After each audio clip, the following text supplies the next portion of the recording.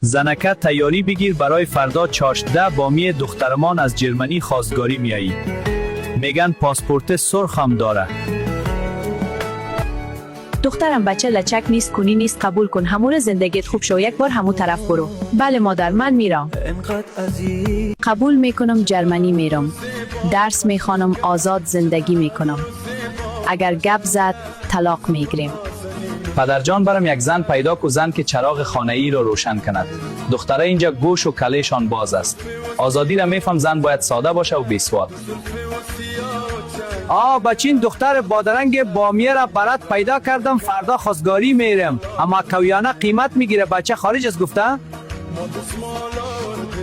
خیر است پدرجان، مقصد با حیا باشد، چشم پاره نباشد، عاشق باز نباشد.